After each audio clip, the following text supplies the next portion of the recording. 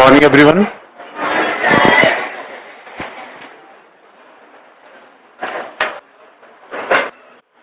Last में क्या हुआ था? Phase of rights. Last class में क्या हुआ? First phase of. तो कल हमने आपको बताया था फर्स्ट फेज ऑफ राइट्स और फर्स्ट जनरेशन ऑफ राइट्स, अधिकारों की पहली पीढ़ी। अधिकारों की पहली पीढ़ी में कौन से अधिकार आते हैं? Civil rights. अच्छा, नेचुरल राइट्स क्या थे? प्राकृतिक अधिकार क्या है? Civil rights. नेचुरल राइट्स और also known as a civil rights. प्राकृतिक अधिकार कहिए, सिविल अधिकार कहिए, आशय एक है। नेचुरल राइट्स कहिए, सिविल राइट्स कहिए, इट्स मोरलेस सेम। तो फर्स्ट जनरेशन में कल हमने आपको बता दिया था कि लास्ट पॉइंट क्या बताया था? And that is a political rights.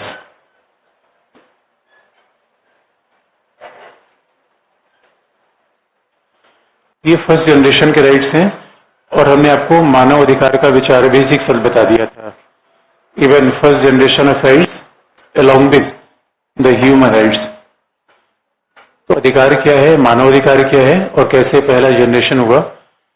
और राजनीतिक अधिकार का मतलब होता है राइट टू वोट, मतदान का अधिकार, राजनीतिक व्यवस्था में भागीदारी का अधिकार, right to participate in the political system and right to vote is a political right. प्राकृतिक अधिकार और सिविल अधिकार एक ही जैसे हैं। इसका मतलब है कि सिविल अधिकार का मतलब ऐसा अधिकार जो व्यक्ति को व्यक्ति होने के नाते प्राप्त होता है। Right to life, property, liberty या धार्मिक अधिकार, these are parts of civil rights. तो आपको याद दिला दें, civil rights, natural rights, political rights ये व्यक्तियों के लिए थे या समूह के लिए थे? व्यक्तियों के लिए थे। इतना हमने कल बता दिया था कि लास्ट पॉइंट कहां पे आपने लिखा था?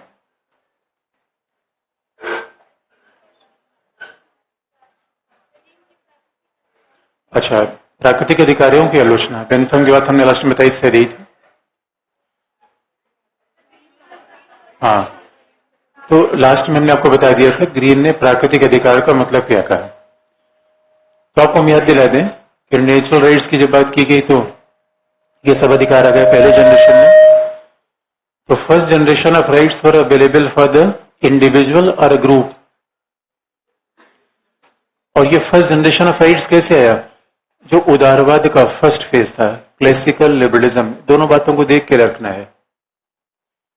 उदारवाद के पहले चरण में अधिकारों का पहला धारणा आई। इसे हमने कल भी आपको कहा था कि विचारधारा से सब कॉन्सेप्ट जोड़ लीजिए।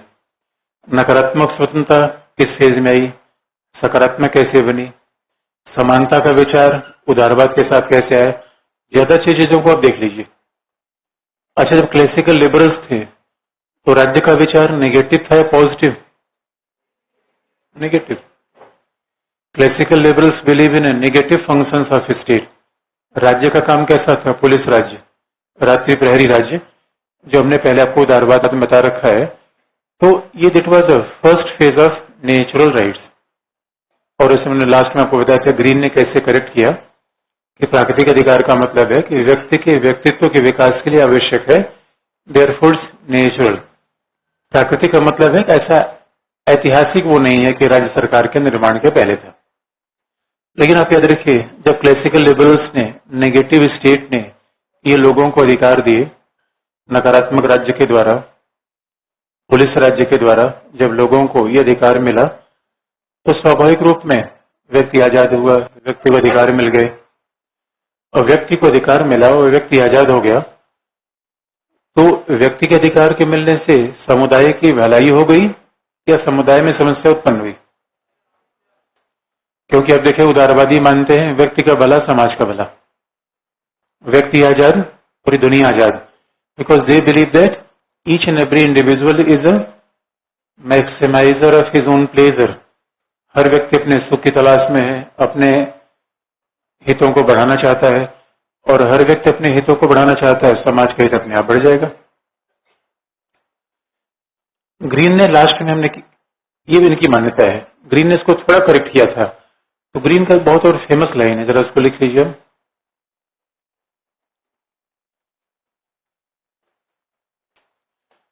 यही बात हमने कल बताई थी, अब इसी के आगे हम आगे बढ़ेंगे। तो ग्रीन ने क्या कहा,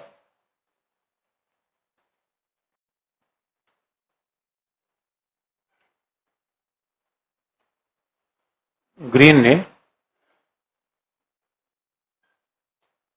प्राकृतिक अधिकारों के लॉक के विचार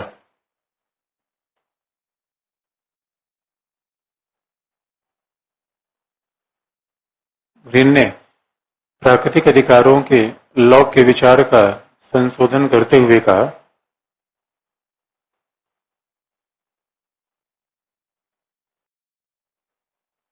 green revise the notion of natural rights of law. प्राकृतिक अधिकार के विचार का संशोधन करते हुए कहा कि अधिकार क्या है। पहला, ग्रीन ने 3 बातें महत्वपूर्ण कही। ग्रीन ने कहा पहला, अधिकार क्या है, फर्स्ट इट्स मॉरल क्लेम, एक नैतिक दावा है।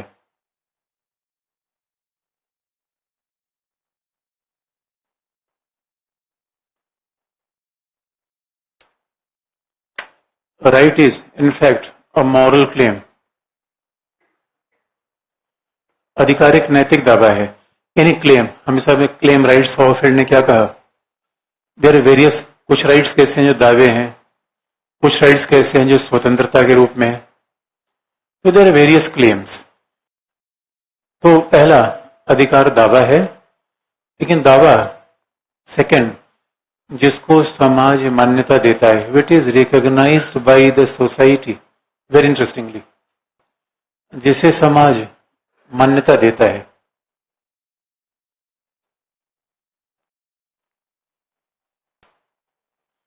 Which is recognised by society. अगर सोच के देखिए, लॉक ने क्या कहा था, व्यक्ति को अधिकार मिल गया, लॉक के चिंतन में समाज था ही नहीं। ग्रीन ने कैसे रिवाइज किया, इसका मतलब है बिना समाज के अधिकारों की कल्पना संभव नहीं है। राइट इज अ क्लेम, लेकिन क्लेम कैसा होना चाहिए, मॉरल। मतलब हर क्लेम अधिकार नहीं है। कल कोई दूसरे घर पे दावा कर दे यही मेरा घर है, फिर तो ये क्लेम सही नहीं होगा, moral claim which must be recognised by the society. दूसरा है सोसाइटी इसको मान्यता दे। तीसरा, which is protected by the state, जो राज्य के द्वारा संरक्षित किया जाए।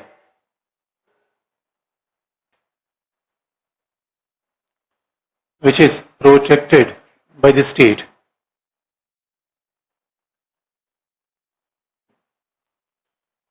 वो अधिकार एक नैतिक दावा है। Second, which is protected by society, समाज के द्वारा संरक्षित की जाए। Third, which is recognised by society and protected by state. इसका मतलब है अधिकार राज्य के पहले होगा या राज्य के बाद, राज्य के बाद। यानी बिना राज्य के अधिकारों का विचार आप नहीं ला सकते। You can't imagine about right without the state. जबकि लॉक ने क्या कहा था, पहले अधिकार है फिर राज्य है। ग्रीन ने बात बदल दी, लेकिन ग्रीन ने शब्द का प्रयोग किया प्राकृतिक। ग्रीन ने लॉक के ही शब्द का प्रयोग किया, उसकी व्याख्या बदल दी। और ग्रीन ने कहा प्राकृतिक का मतलब है कि राज्य समाज अधिकार से पहले नहीं है, बल्कि प्राकृतिक का मतलब है व्यक्ति के नैतिक व्यक्तित्व के विकास के लिए आवश्यक है, अनिवार्य है, देयरफॉर इट्स नेचुरल। उन्होंने परिभाषा बदल दी। इस वजह से ग्रीन के अधिकारों का विचार बहुत रिकॉग्नाइज हुआ और ऐसा माना गया, अधिकार का विचार बड़ा मान्यतापूर्ण हो गया, प्राकृतिक अधिकार आगे आ गए और अधिकारों का विचार आया। अच्छा, अधिकारों के विचार से उदारवाद आगे बढ़ा, डेमोक्रेसी आगे बढ़ी या नहीं? अधिकारों का पहला प्रयोग कहाँ हुआ? US, Britain. इसका मतलब यूएस में, ब्रिटेन में सब लोगों को अधिकार मिल गया। लेकिन आप याद रखिए, जब ग्रीन लिख रहा था उसी के समानांतर मार्क्स लिख रहा था। अब आप बताइए, मार्क्सवाद आपको पता है कि मार्क्सिस्ट अधिकारों के बारे में क्या कहेंगे? क्या कहेंगे? एक बात आप जानते हैं, मार्क्सवादी कोई बात शुरू करेगा उसका पहला अटैक किस पे होगा? पूंजीवाद पे। मार्क्सवादी अपनी बात कम बताते हैं, पूंजीवाद को क्रिटिसाइज ज्यादा करते हैं।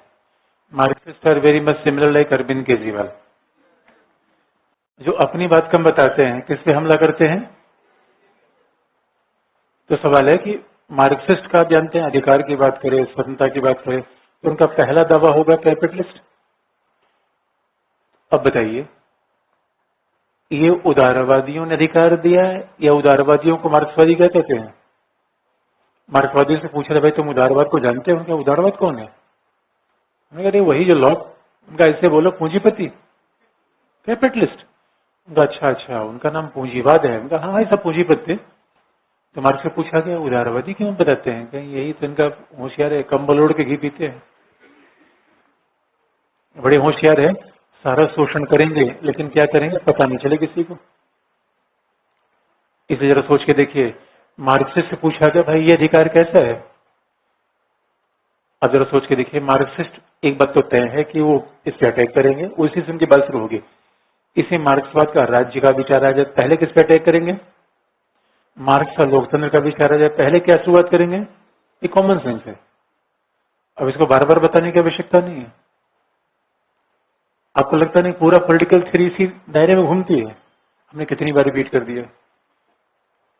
अब जरा सोच के देखिए, लेकिन ठीक है, मार्क्स पूंजीवाद पे अटैक हो गया, फिर मार्क्सवादी अपने अधिकार के बारे में क्या कहेंगे?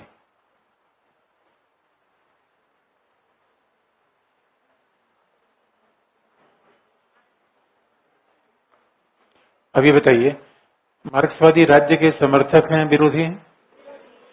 अधिकार व्यक्ति का होता है, समूह का? इनका अधिकार किसका है? तो ये बताइए, जब राज्य नहीं रहेगा, सरकार नहीं रहेगी, तो अधिकार हमेशा ये राइट का विचार ही आया कि राज्य को कम करने के लिए, सीमित करने के लिए, दबाने के लिए।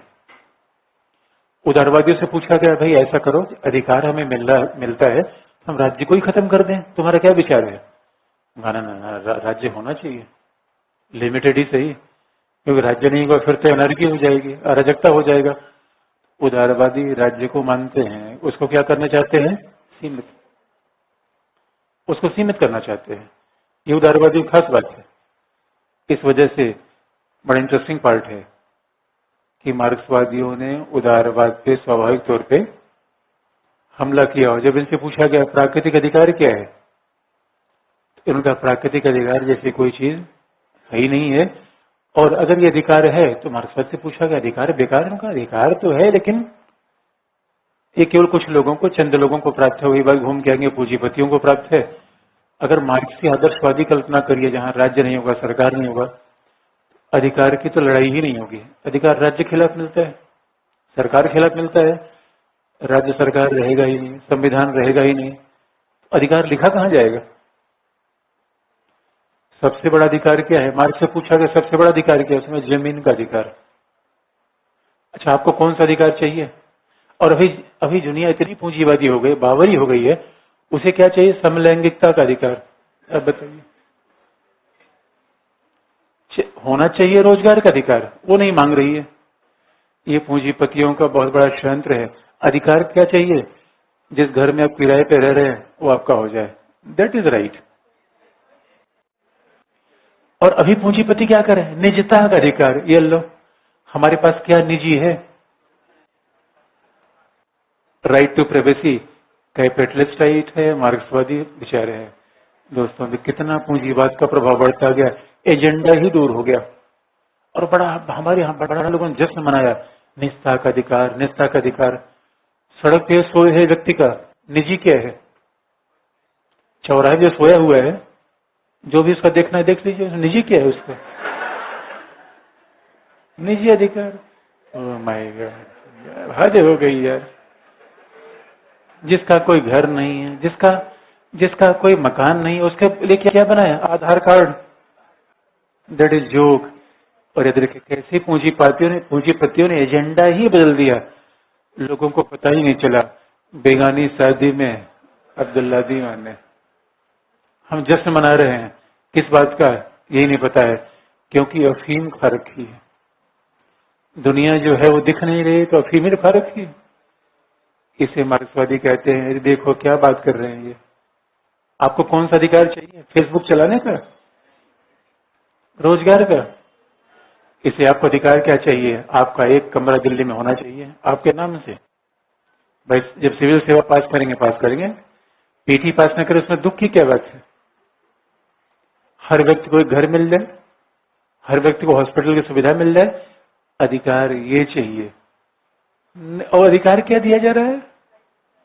गोपनीयता, समलैंगिकता और आने जाने का अधिकार। अनुच्छेद 32 दिया गया है, कभी यूज किया? यूज किया?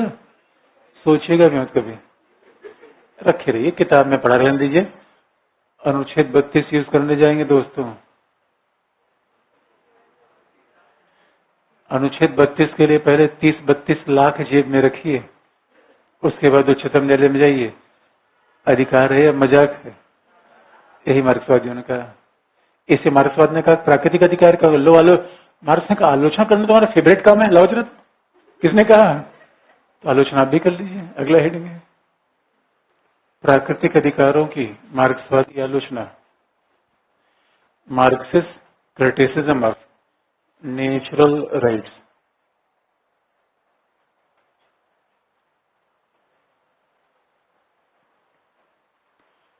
प्राकृतिक अधिकारों की मार्क्सवादी आलोचना।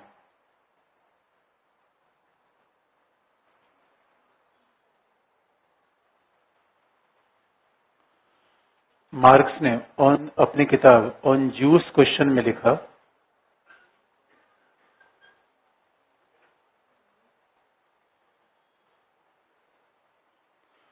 मार्क्स ने अपनी किताब ऑन जूस क्वेश्चन में लिखा,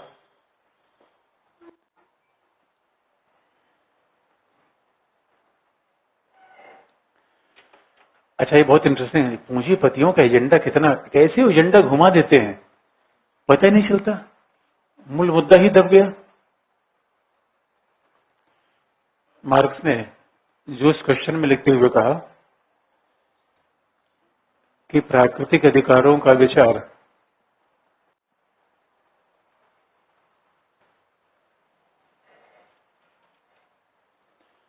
प्राकृतिक अधिकारों का विचार बुर्जुआवादी विचार है। The concept of natural rights is bourgeoisie's concept. The notion of natural rights is bourgeoisie. प्राकृतिक अधिकारों का विचार बुर्जुआवादी विचार है।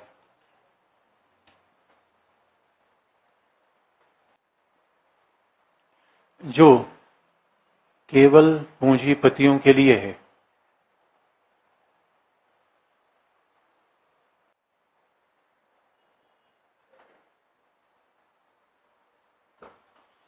जो केवल पूंजीपतियों के लिए है। यद्यपि इसके द्वारा सामंतवाद की समाप्ति हुई, यद्यपि इसके द्वारा सामंतवाद और राजतंत्र की समाप्ति हुई,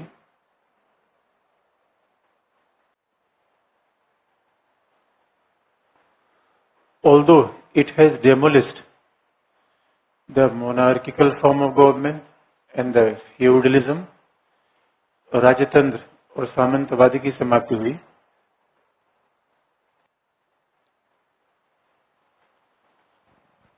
राजतंत्र और सामंतवादी की समाप्ति हुई, लेकिन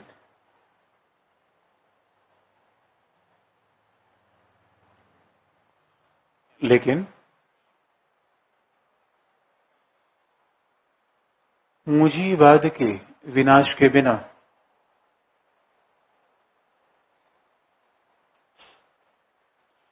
पूंजीवाद के विनाश के बिना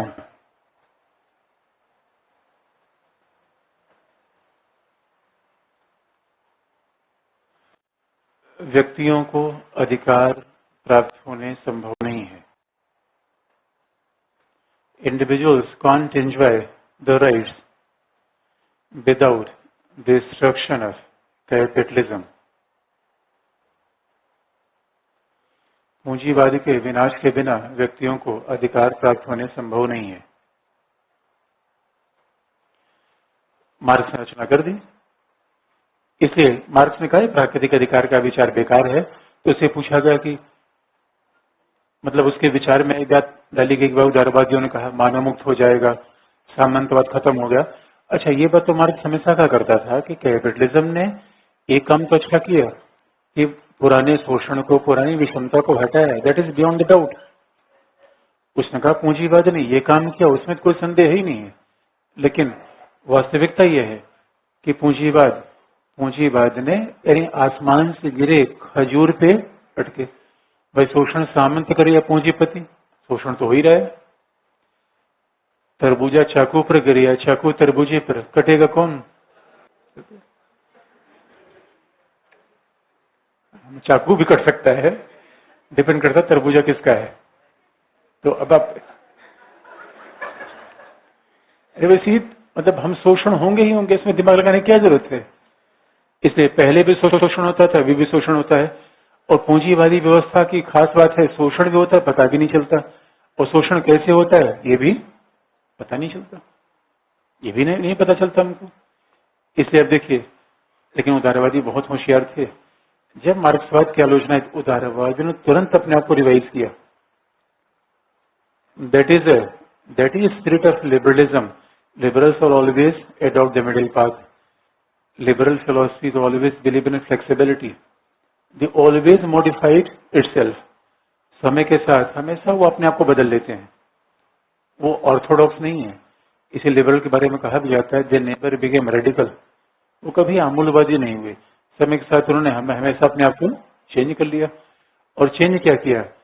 सेकेंड जनरेशन ऑफ राइट, अधिकारों का दूसरा चरण।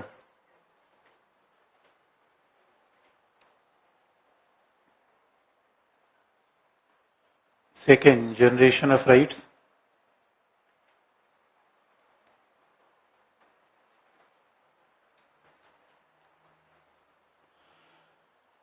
हाँ, ये बात अवश्य है कि देखिए मार्क्सवादियों का प्रभाव क्या था। आप लोगों ने प्रीलिम्स दिया था किसी ने? आप लोगों ने प्रीलिम्स दिया था ही नहीं आप लोगों ने? अच्छा, कोई बात नहीं, कर दिया था हमें भक्ति बताने की आवश्यकता नहीं। अब दिया हो तो आप जानते हो, नहीं दिया तो आप ही बता सकते हैं। इस बार प्रीलिम्स में कितनी मेरिट गई है?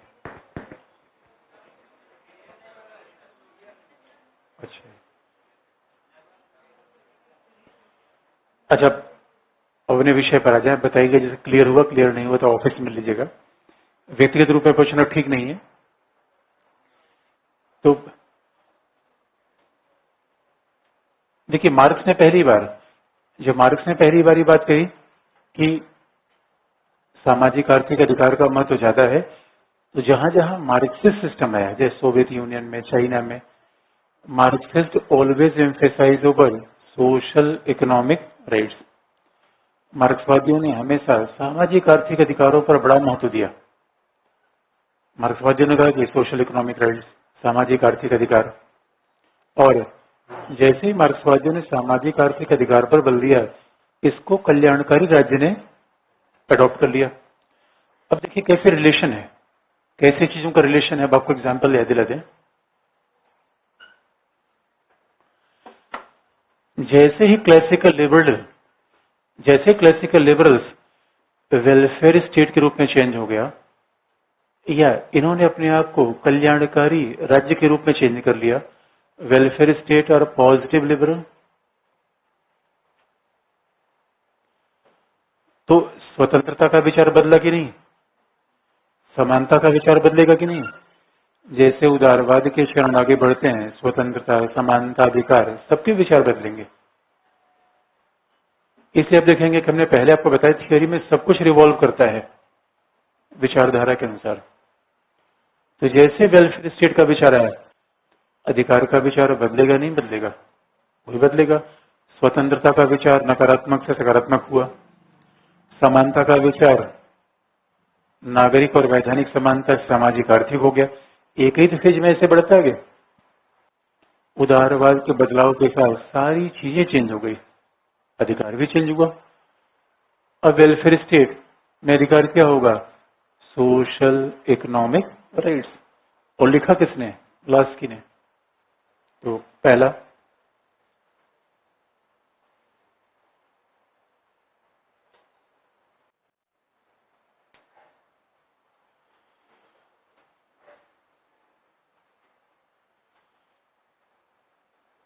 अधिकारों के दूसरे चरण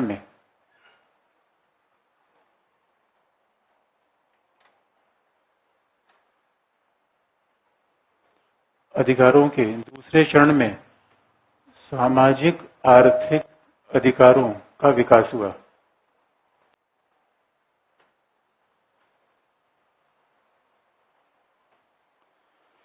social economic rights became the focal point in the second generations of rights. अधिकारों के दूसरे चरण में सामाजिक आर्थिक अधिकारों का विकास हुआ,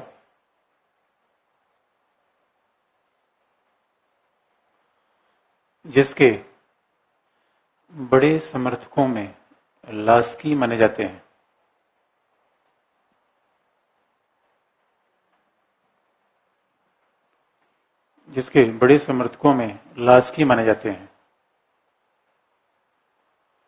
Lasky is considered as one of the greatest propounder of theory of rights, जिसके बड़े समर्थकों में लास्की माने जाते हैं,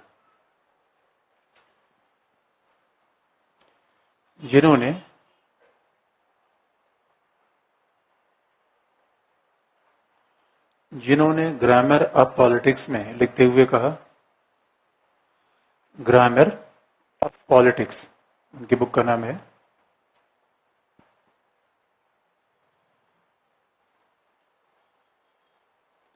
जिन्होंने ग्रामर ऑफ पॉलिटिक्स में लिखते हुए कहा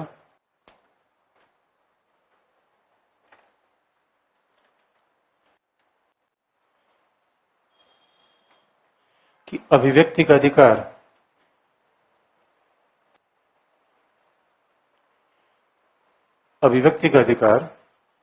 शिक्षा के अधिकार के बिना बेकार है। Freedom of speech and expression is meaningless without availability of education. अभिव्यक्ति का विचार शिक्षा के विचार के बिना है, बिना व्यर्थ है। शिक्षा के विचार के बिना व्यर्थ है। और जीवन का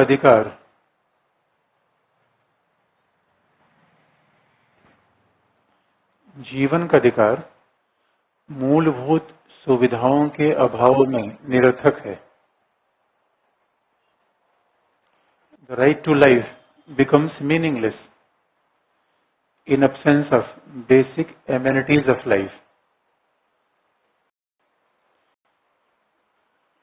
जीवन का अधिकार मूलभूत सुविधाओं के बिना बेकार है, निरर्थक है।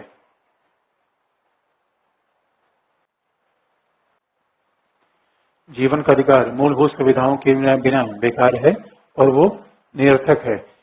इसलिए आप याद रखिए, जैसे लास्की ने एग्जाम्पल दिया भी, अब मान लीजिए किसी को जमानत लेने का अधिकार है, राइट टू बेल है। आपको याद है कि भारत में हजारों कैदी ऐसी हैं जेल के पीछे इसलिए चढ़ रहे हैं, उनकी जमानत लेने कोई नहीं है। लाखों कैदी ऐसी हैं जिनके ऊपर कोई चार्जशीट नहीं है। भाई चार्जशीट का मतलब आपके ऊपर कोई आरोप ही नहीं है, still they're behind bars because nobody is there who can deposit some money for their bail, क्योंकि बेल लेने के लिए आपको जमानत में पैसा देना पड़ेगा। उनके पास पैसा है नहीं, उनको कोई जमानत ले नहीं सकता। Article 32 is meaningless. और लास्की ने इसलिए कहा कि हर अधिकार के साथ कर्तव्य भी होते हैं। और आप याद रखिए, लॉ के प्राकृतिक अधिकारों में एक बड़ी विसंगति है, जो हमने बताया उसके अलावा भी। कल जो बताया था, अगर अधिकार समाज के पहले आएंगे तो आपका किसी के प्रति कर्तव्य नहीं होगा। एक अधिकार दूसरे को कर्तव्य बनाता है, ये बात लास्की ने कहा। तो पहला अगला, लास्की के अधिकारों के सिद्धांत को फंक्शनल थियरी ऑफ राइट्स भी कहा जाता है।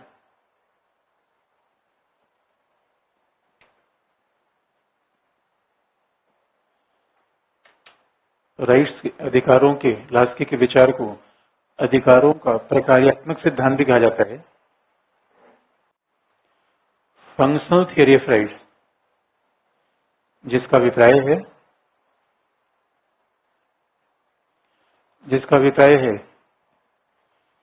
कि एक व्यक्ति के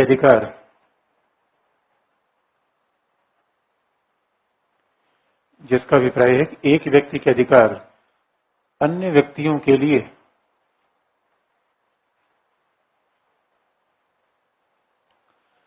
कर्तव्य पैदा करते हैं।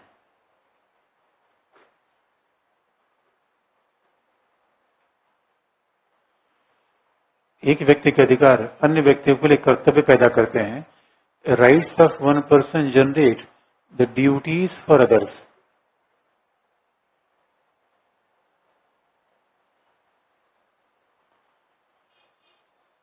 अच्छा बताइए, अधिकार और कर्तव्य एक दूसरे के पूरक हैं, विरोधी हैं? क्या है? अच्छा, आपको क्या चाहिए, केवल अधिकार या केवल कर्तव्य? अच्छा बताइए, अगर केवल कर्तव्य हमें पालन करें तो कौन सी विचारधारा में रहना मजबूरी होगी हमारी? क्या? अब देखिए, कैसे छोटा सा सवाल पूछा जाता है और लिखने के तरीके कैसे अच्छे होते हैं। एक बार यूपीएससी पेपर को पलटिएगा, उसमें सिंपल सवाल पूछा गया है, right relation between rights and duties. अधिकार और कर्तव्य के बीच आप संबंध बताइए। अब देखिए, अधिकार कर्तव्य के बीच अगर सामान्य बातें आप लिख दी, तुरंत से विचारधारा को जोड़ दीजिए। बताइए, अब सामान्य से सामान्य बातें लिख दे कि एक व्यक्ति बोलेगा तो दूसरे कर्तव्य उसको सुनना, एग्जामिनर समझ जाएगा बहुत बड़ा कहानी लिखने वाला आदमी है ये, विषय कुछ भी नहीं जानता।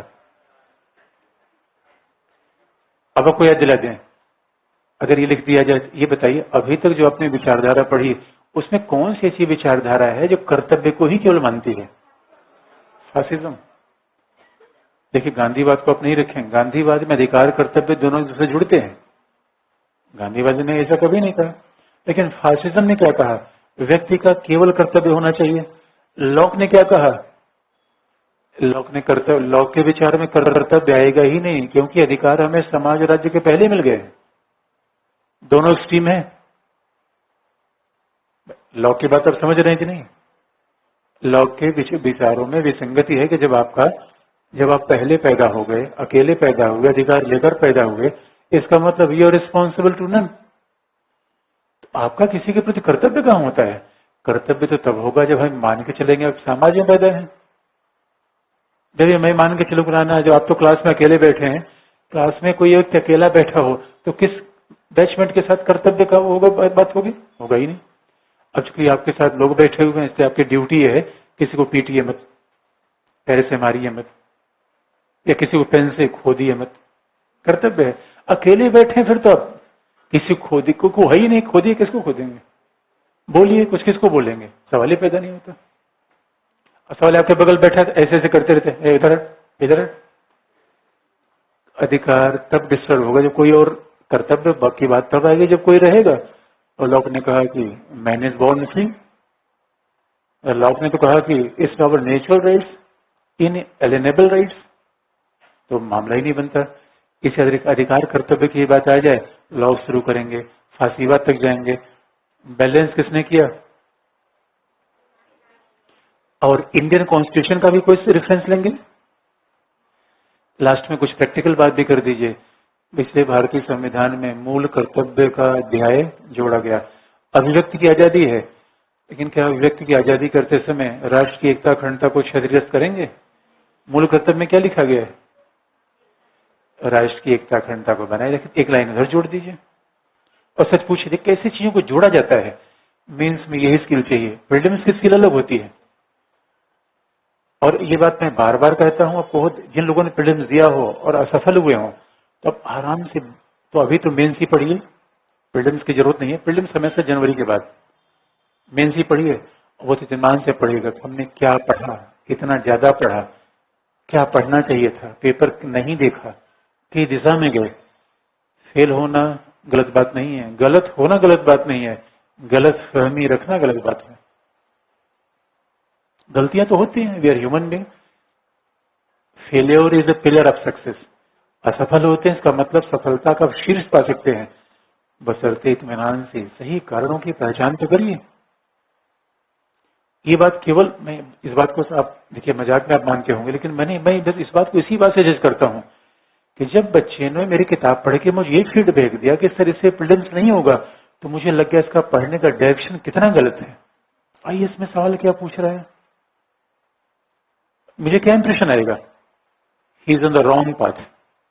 अरे आईएएस में फैक्ट रटने से काम चलता है, फैक्ट आप रटे जा रहे हो, कॉन्सेप्ट है ही नहीं है, एप्लीकेशन पे आपका ध्यान ही नहीं है, एग्जाम खिसक जाएगा।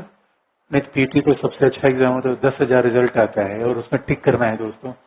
इससे सरल एग्जाम कोई होता है क्या? बहुत ध्यान से आप देखिएगा, दैट इज समवेयर बहुत बड़ा ब्लंडर हो रहा है पढ़ने में, ओरिएंटेशन ही गलत है। और मेंस में आप देखिए, मेंस में बहुत एप्लीकेशन हमें चाहिए, थोड़ी सी बात हमें पढ़ना चाहिए, हमें ज्यादा पढ़ने, जैसे कैसे ओरिएंटेशन है, हमने हर चीज को उदारवाद से जोड़ दिया, अधिकार कर्तव्य का फासीवाद उदारवाद। मेंस में एप्लीकेशन चाहिए, थोड़ा सा पढ़ के बहुत कुछ अप्लाई कर लीजिए, थोड़ा सा पढ़ के बहुत कुछ अप्लाई कर लीजिए। जैसे कैसे कर लेंगे, जैसे हम नकारात्मक अधिकार सकारात्मक अधिकार में जा रहे हैं, क्लासिकल लिबरल से वेलफेयर स्टेट में जा रहे हैं, तो क्या चेंज हुआ? भारतीय संविधान में मूल अधिकार किसकी बात करते हैं, इधर की या इधर की? निदेशक तत्व, एप्लीकेशन हो गया कि नहीं? That application required in mains. Mains में कितना भी पढ़ लीजिए, एप्लीकेशन नहीं है, जोड़ने की क्षमता नहीं है, मेंस खराब होगा, नहीं लिख पाएंगे। प्रीलिम्स कितना ही पढ़ लीजिए, कॉन्सेप्चुअल क्लैरिटी नहीं है, मेन ट्रैक पे नहीं है, हर चीज पढ़ने का प्रयास कर रहे हैं, नहीं होगा। तो आप हमेशा याद रखिए, अपनी गलतियों से हमने रिफॉर्म करिए, कहाँ कहाँ हमने गलती कर दी। मैंने एक ही एग्जाम्पल बताया कि देखिए मैं तो समझ जाता हूँ भाई, जब बच्चे सवाल पूछते हैं क्लास में तब मुझे लग जाता है नहीं भाई गलत ट्रैक पे है। पीटीओटी क्लास में तो ऐसे बच्चे सवाल पूछते हैं, एग्जाम से मतलब ही नहीं उसका। तो भाई मैं समझ जाता हूँ किसने कभी जीवन में पेपर देखा ही नहीं है, ना सिलेबस देखा नहीं पेपर देखा है, गड़बड़ तो होगा दोस्तों। इसी इत्मीनान से बैठिए। तो जो मैंने बात कहा कि अगर असफल होना कभी भी गलत नहीं है, कारण गलत ढूंढना गलती यहाँ पे होती है, उसको आप रियलाइज करिए कहाँ कहाँ हमने गलतियां की। पेपर का पूरा ओरिएंटेशन क्या है, कितनी बार हमने पेपर देखा, कितनी बार हमको देखना चाहिए था, पेपर के अलावा हमने और क्या क्या देखा जो कभी काम नहीं आया, कहाँ कहाँ हम गलत पड़ गए। लेकिन सवाल ऐसा भीड़ में चलते हैं, हम तो सुनते ही नहीं कोई बात, रीजन का प्रयोग करते हैं, न सुनते बात। बड़ा गड़बड़ा मामला है दोस्तों। मैं सही बोल रहा हूँ गलत बोल रहा हूँ? अब मानिए उसको रियलाइज करिए, मैं कह रहा हूँ मैं तो हमसे कहता आप अपने रियलाइज करिए कि आपने कहाँ पढ़ाई रखी, क्या पढ़ा, कहाँ गलत चला गया, क्या पढ़ना चाहिए था, अगली बार अच्छा कर जाएंगे। ऐसे ऐसे एग्जाम्पल है, 3-3 बार प्रीलिम्स फेल होने वाले 4थी बार में ये टॉपर बने हैं। एग्जाम ऐसा है, तो डोंट बी डिसहर्टेन, बस ये देखिए कि हमने गलत तरीका कहाँ अपनाया, भीड़ के पीछे नहीं। ऑलवेज अडॉप्ट द, पेपर तो देखिए, सिलेबस देखिए, अपने आप पता चल जाएगा क्या लिखा आपने। व्यक्ति कर्तव्य बन जाता है। इसी में हमने आपको अधिकार कर्तव्य वाला सवाल बता दिया। अधिकार कर्तव्य क्या क्या लिख देंगे, लॉक लिख देंगे, फांसीवाद लिख देंगे, फिर लास्ट लिख देंगे, और अंत में गांधी बाबा क्यों छोड़ेंगे। एक कर्तव्य का उल्लंघन है कि नहीं? देखिए ये अधिकार कर्तव्य के बीच का संबंध है। अधिकार है कि you are right to sit in the class, कर्तव्य है मोबाइल नहीं बजना चाहिए। अब ये बैलेंस बनाना है। अब याद रखिए, जो अधिकार ही केवल करेगा उदारवादी हो जाएगा। कोई कहे ना ना सर मेरा केवल अधिकार है, जब मैं चाहूंगा तब मोबाइल बजाऊंगा, जब मैं चाहूंगा बैग लेके भाग जाऊंगा, जब मैं चाहूंगा बैठूंगा, इसका परिणाम होगा किसी को अधिकार नहीं मिलेगा। लिखने के अगली बात,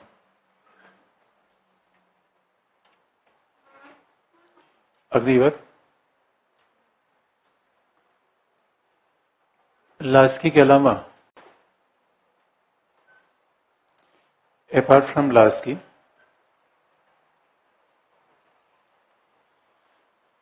लास्की के अलावा ग्रीन,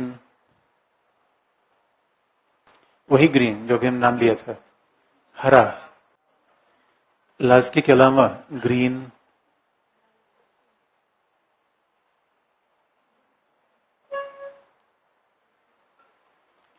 लास्की के अलावा green, Roscoe pound,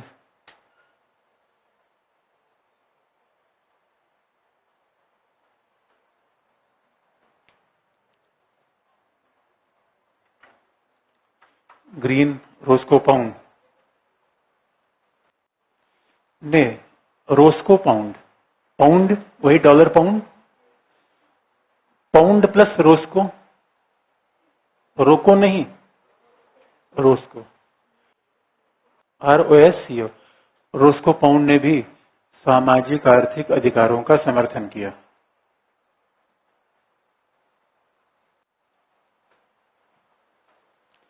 He also supported the social economic rights.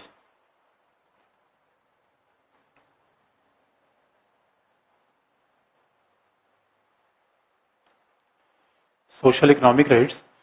अब फिर एक बात फिर देखेंगे, अच्छा समाजवाद में 1945 बाद, अब व्यवहारिक रूप में देखिए 1945 के बाद अमेरिका ने, ब्रिटेन में वेलफेयर स्टेट अपना लिया और सामाजिक आर्थिक अधिकार देना शुरू कर दिए।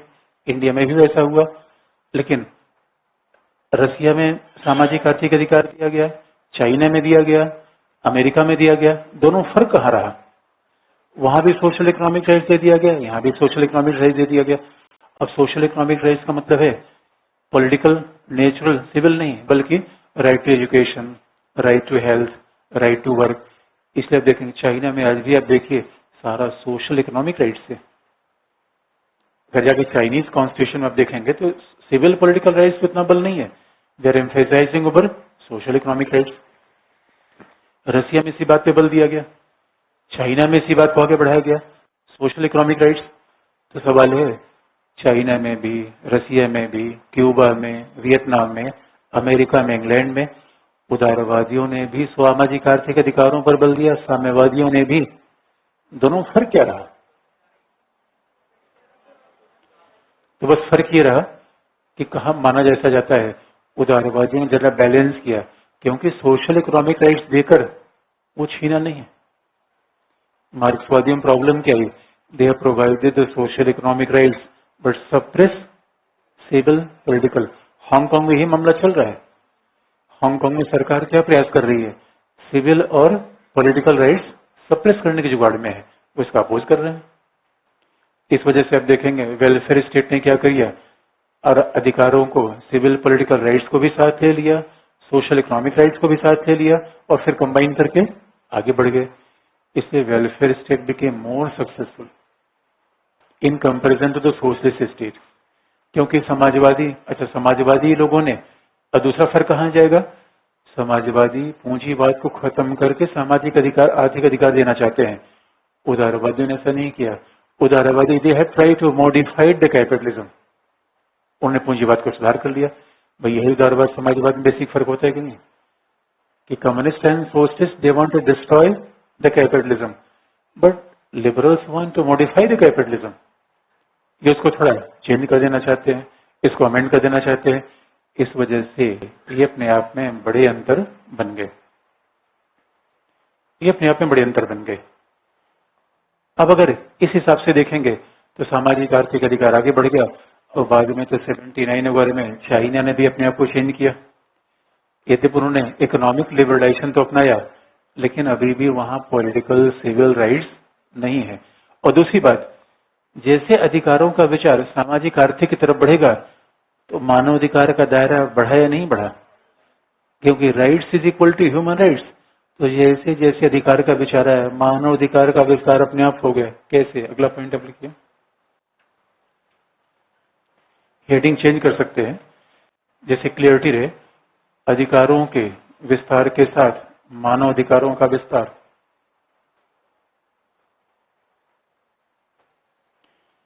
एक्सपेंशन ऑफ ह्यूमन राइट्स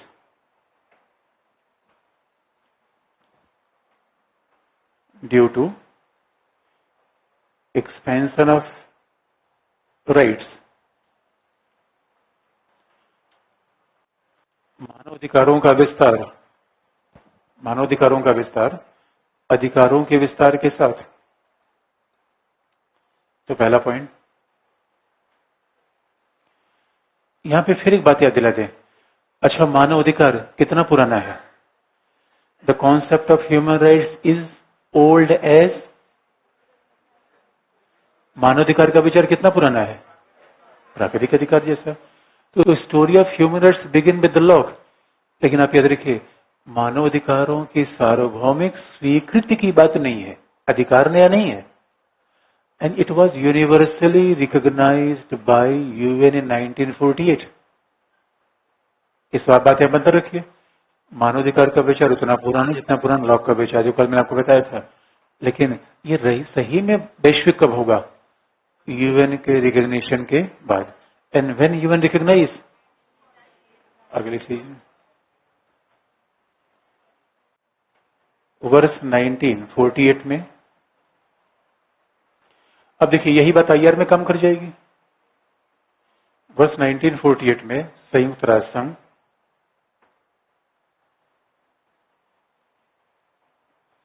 वर्ष 1948 में संयुक्त राष्ट्र संघ के मानव अधिकारों का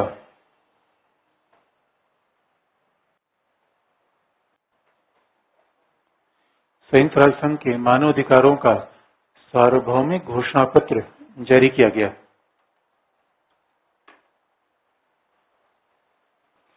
the universal declaration of human rights.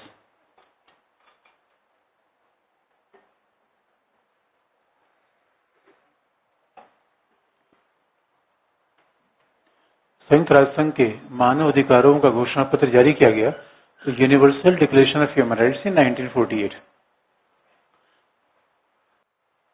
परंतु समाजवाद के बढ़ते प्रभाव के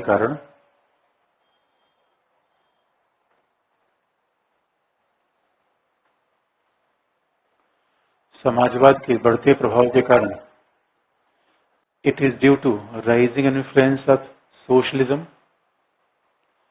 समाजवाद के बढ़ते प्रभाव के कारण 1966 में संयुक्त राष्ट्र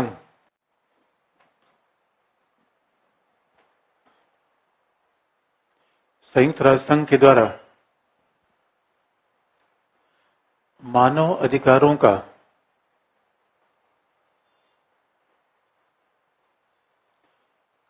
अधिकारों का अंतर्राष्ट्रीय दस्तावेज निर्मित किया गया।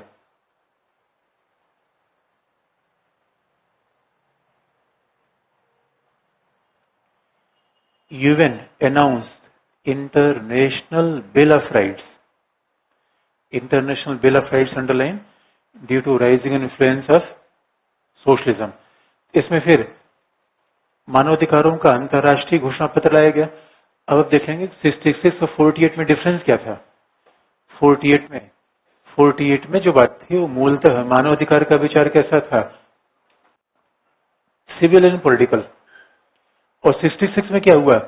Civil and political rights were combined with social economic rights. अगला पॉइंट, जिसमें नागरिक और राजनीतिक अधिकारों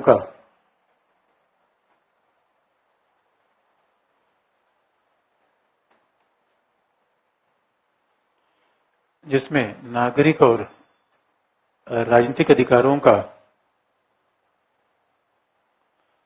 सामंजस्य सामाजिक आर्थिक अधिकारों के साथ किया गया।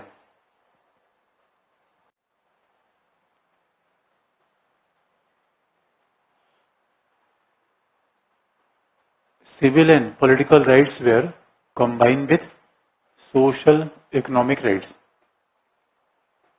नागरिक राजनीतिक अधिकारों का सामंजस्य सामाजिक आर्थिक अधिकारों के साथ किया गया। तो आप देखेंगे ये, क्योंकि यही बात सोवियत संघ ने कोल्ड वॉर के समय कहा था कि जो मानवाधिकार का विचार है बुर्जुआजी विचार है, क्योंकि मानवाधिकार के विचार में वास्तविकता है कि ये सब चीजें लगी हुई थी, सिविल और नेचुरल राइट्स लगे हुए थे। तो इसका मतलब द्वितीय चरण में जो शिक्षा का अधिकार आएगा, स्वास्थ्य का अधिकार आएगा और सामाजिक आर्थिक अधिकार आएंगे, ये समूह के अधिकार होंगे या व्यक्ति के? आप याद रखिएगा, अभिव्यक्ति की आजादी व्यक्ति के लिए है, वोटिंग का राइट व्यक्ति के लिए है, शिक्षा का अधिकार शिक्षा एक को देंगे पूरे समाज को देंगे, health. Therefore social economic rights are also known as a group rights. ये समूह के अधिकार हैं, व्यक्ति के नहीं। कितना बड़ा फर्क हुआ। इसलिए आप देखेंगे उदारवाद के पहले चरण में व्यक्ति केंद्र में था, उदारवाद के दूसरे चरण में किसको केंद्र में लाया गया? समाज को। तो इसलिए मानव अधिकारों या अधिकार के पैरेलल है दोनों, टेक्निकल का डिफरेंस हमने बता रखा है। इसलिए मानव अधिकारों या अधिकारों के दूसरे चरण में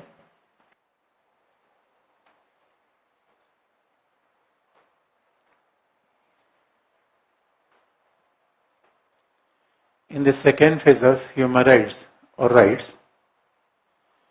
मानव अधिकारों के दूसरे चरण में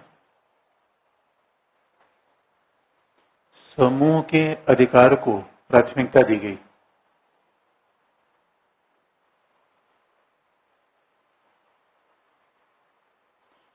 समूह के अधिकार को प्राथमिकता दी गई। Group rights were recognised.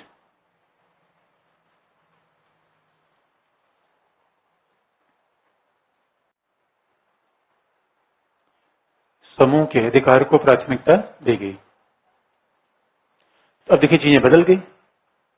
अच्छा ये बताइए, अब ये बात अपने आप में विवाद का विषय हो सकता है, सामाजिक आर्थिक अधिकार ये अधिकार पूरक हैं विरोधी हैं? पूरक है, मैं पूरक है, लेकिन कई कई जगह साम्यवादियों ने थोड़ा सा प्रॉब्लम किया। लेकिन अब जरा सोच के देखिए, नव उदारवादी जब आगे बढ़ेंगे तो फिर कौन से अधिकार आगे बढ़ेंगे? सामाजिक आर्थिक या उदार राजनीतिक और प्राकृतिक? नव उदारवादियों के बढ़ने के साथ फिर मामला चेंज हो गया। नव उदारवादियों ने फिर क्लेम किया कि नो राइट्स आर यूनिवर्सल, और नव उदारवादियों ने लगातार ये बात कहनी शुरू कर दी कि भाई देखो एक ही अधिकार है, आजादी और व्यक्ति की स्वतंत्रता, वोटिंग राइट। और नव उदारवादियों ने ये कहना शुरू कर दिया कि समाजवादियों ने अधिकार के नाम पे अधिकार का ही विनाश कर दिया। तो न्यू लिबरल्स की दिशा अलग हो गई। आप आगे लिखिए, नव उदारवादियों के द्वारा सामाजिक आर्थिक अधिकारों की आलोचना। How new liberals criticize. अब नव उदारवाद देखिए हमने बता दिया कैसे सब चीज एक ही साथ। How new liberals criticize the social economic rights.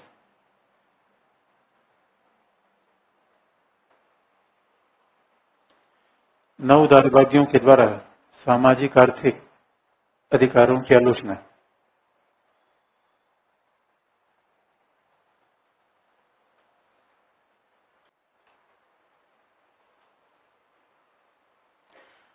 How new liberals criticize the social economic rights. अब फिर तो नव उदारवादियों ने वही बात, चाहे जितने भी नव उदारवादी न्यू लिबरल्स हैं, तो आलोचना क्या की? पहला, नव उदारवादियों का तर्क है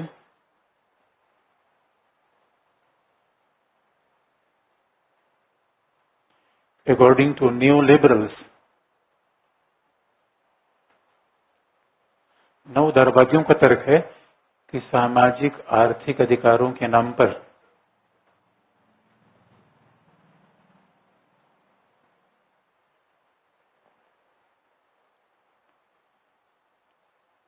सामाजिक आर्थिक अधिकारों के नाम पर राजनीतिक और नागरिक अधिकारों का दमन कर दिया गया।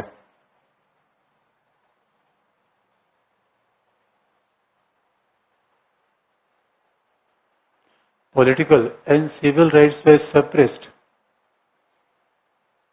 on the name of social economic rights. नवउदारवादियों के द्वारा राजनीतिक और नागरिक अधिकारों का दमन किया गया सामाजिक आर्थिक अधिकारों के नाम पर।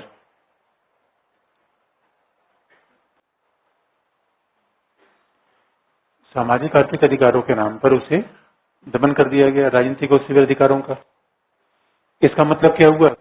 इसका मतलब अधिकारी खतरे में पड़ गए, तानाशाही आ गई। और नवउदारवादियों का प्रभाव था उधर फांसीवाद। फांसीवाद ने वेलफेयर करते करते समस्या पैदा कर दी। मार्क्सिस्ट ने, क्योंकि नवउदारवादियों का हमेशा सेंटर दो तो रहा ही है। They also criticize fascist and Marxist. उन्होंने कहा इन लोगों ने, एक ने कर्तव्य को इतना बढ़ा दिया, दूसरे सामाजिक आर्थिक अधिकार देते देते सर्वाधिकार ही समाप्त कर गए। और ये बात तो पूरी दुनिया में फिर से आगे बढ़ने लगी। और 1980s के दशक में उसी समय एक नया डिबेट आ गया। ये नवउदारवादी इसको क्रिटिसाइज कर ही रहे थे। अब नवउदारवादियों की बातें आंशिक है, इनकी बातें में पूर्ण थोड़े है कि भाई एक एक व्यक्ति को आप अधिकार देंगे, समाज का क्या होगा। लेकिन उसी दौर में 1980 के दशक में अधिकारों के तीसरे फेज की शुरुआत हुई। तो next heading, third generation of rights. अधिकारों का तीसरा चरण।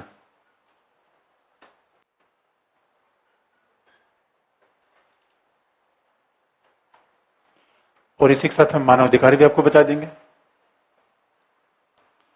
Third generation of rights. अब आपको याद दिला दें, थर्ड जनरेशन ऑफ राइट्स में अनेक लोग आ गए। जैसे कि अभी तक तो ये होता था कि भाई सामाजिक आर्थिक अधिकार दिया जाए, समूह को अधिकार दिया जाए, व्यक्ति का अधिकार नहीं होना चाहिए। अब तो डिबेट ही पूरा आगे बढ़ गया। अब जो मामला इस पे आ गया कि नहीं, थर्ड जनरेशन ऑफ राइट्स में जो मामला होना चाहिए, अधिकार सामाजिक आर्थिक तो रहेंगे, इन्वायरमेंटल राइट्स भी होने चाहिए, पर्यावरणीय अधिकार होने चाहिए।